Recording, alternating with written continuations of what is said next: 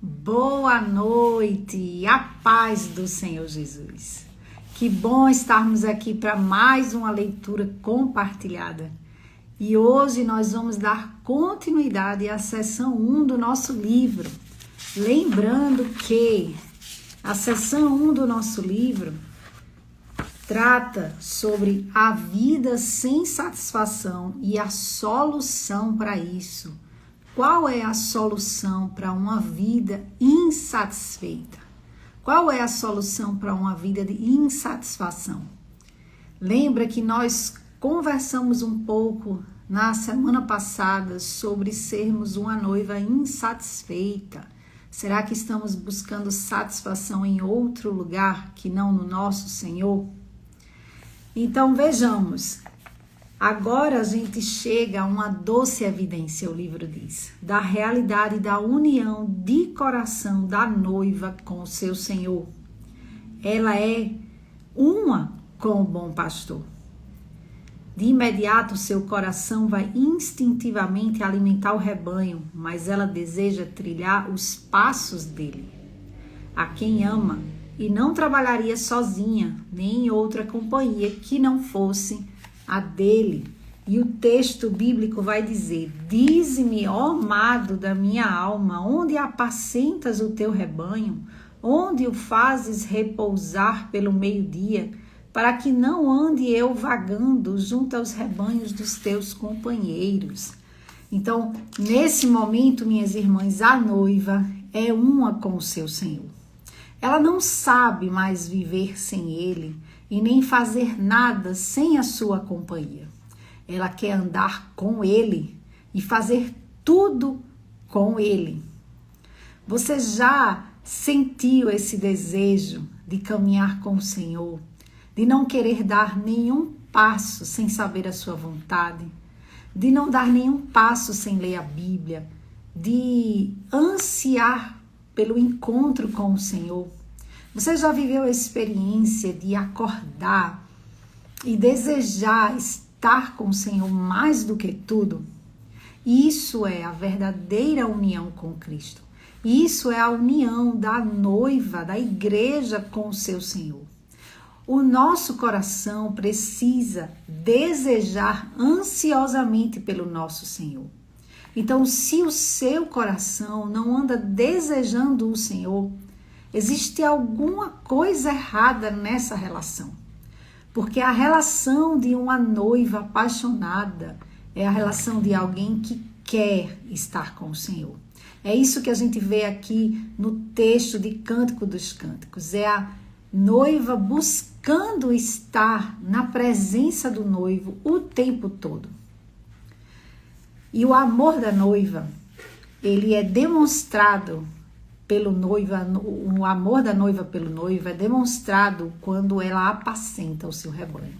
Então veja, não basta dizer que ama, não basta a noiva apenas falar palavras bonitas para o noivo. Ela prova o seu amor quando ela vai apacentar os rebanhos. Então, as filhas de Jerusalém conclamam a noiva, dizendo assim. Veja como as filhas de Jerusalém, elas falam com a noiva. Ela diz assim: sai-te pelas pisadas dos rebanhos e apacenta os teus cabritos. Deixa eu ler o texto completo aqui para vocês.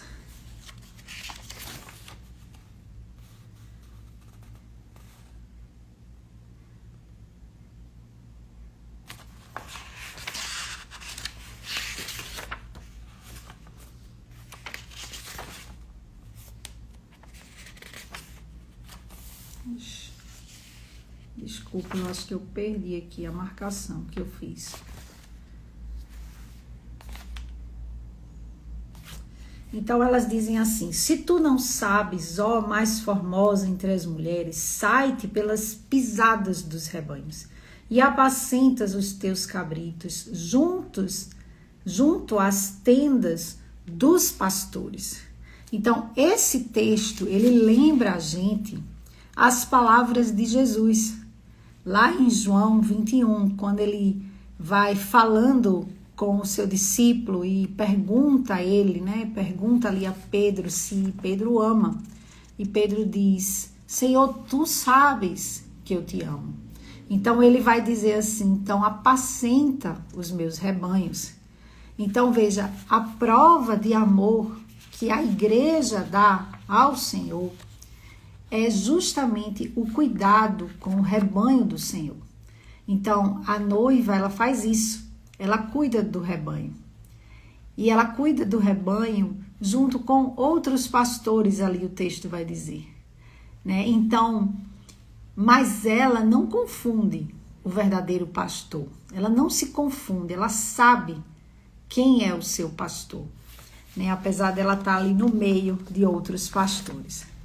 Então, a noiva demonstra seu amor para com o noivo, apacentando seu rebanho, e em contraponto, o noivo adorna sua noiva com preciosidades.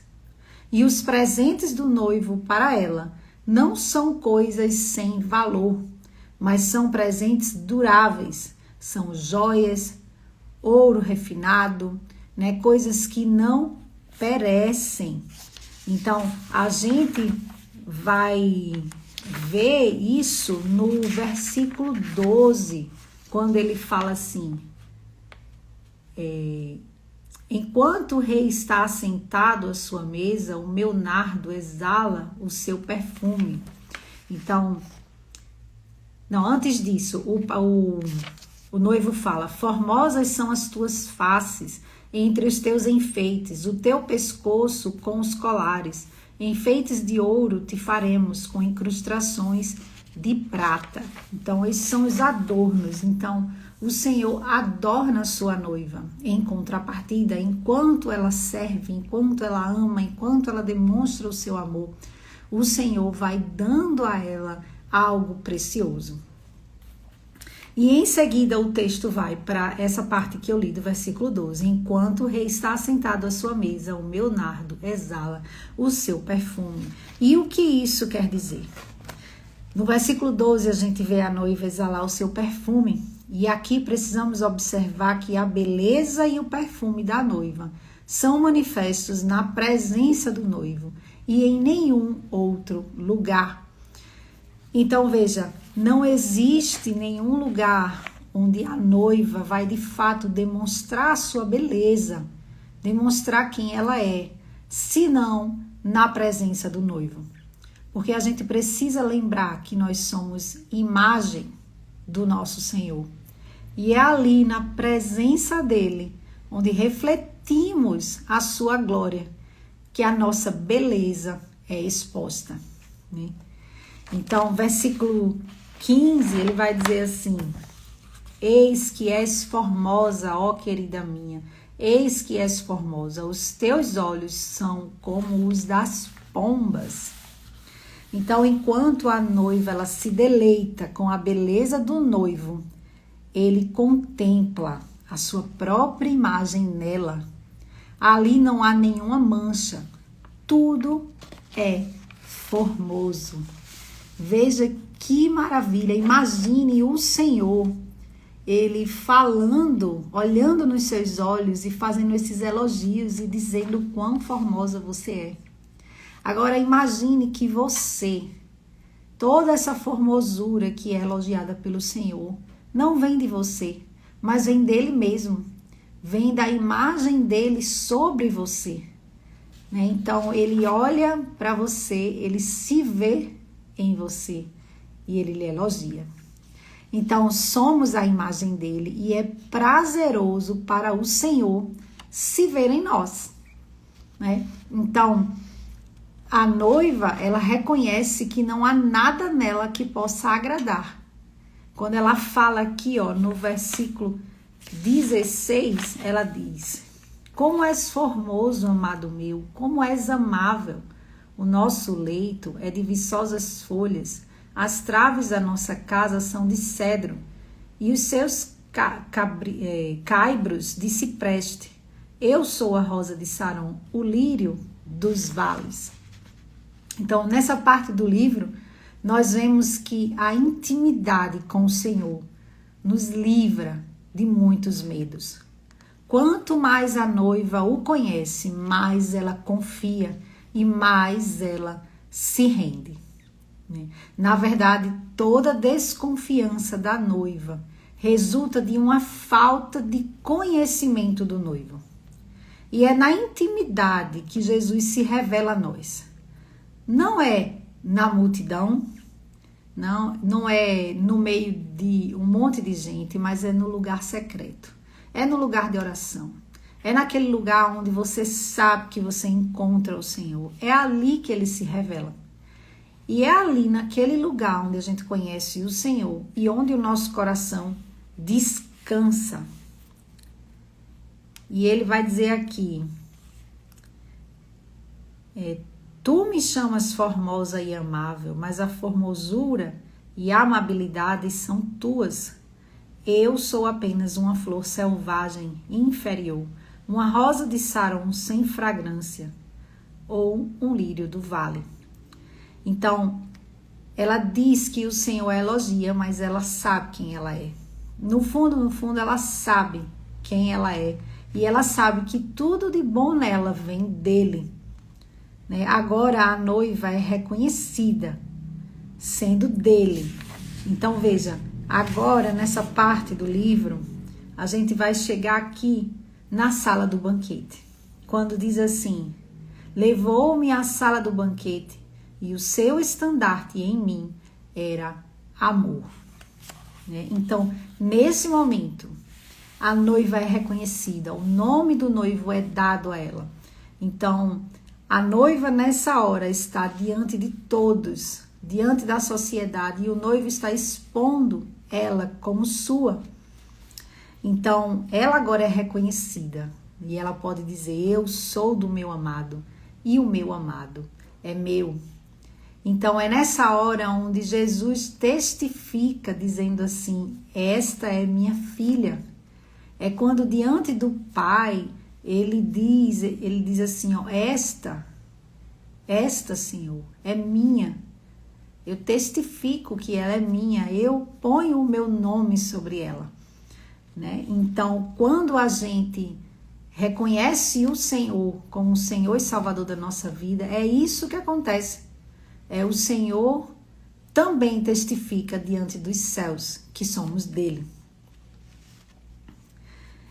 Então, ela agora leva o nome dele e ele a apresenta publicamente.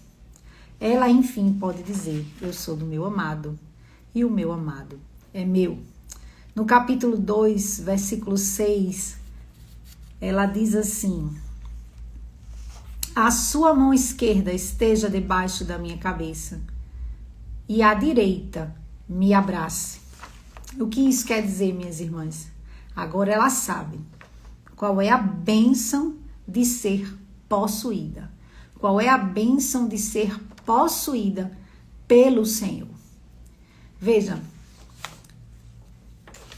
a gente sabe que a gente sente segurança quando a gente tem um marido que cuida de nós, quando a gente tem um companheiro que está ao nosso lado, quando a gente tem alguém que nos abraça, que está junto conosco nas nossas dores.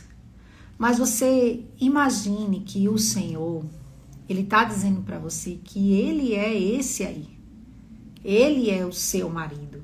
Ele é o seu noivo. Ele é aquele que lhe abraça. Ele é aquele que lhe acolhe. Ele é aquele que põe o seu selo sobre você. Ele é aquele que põe o seu nome sobre você e que diz assim, esta é minha. A partir de agora ela tem o meu sobrenome. Então entenda, não existe uma relação mais forte do que a relação com o nosso Senhor. Ninguém morreu por nós a não ser Ele. Então, minha irmã, se existe alguma relação na sua vida que é mais forte, que é maior do que a relação do Senhor com você,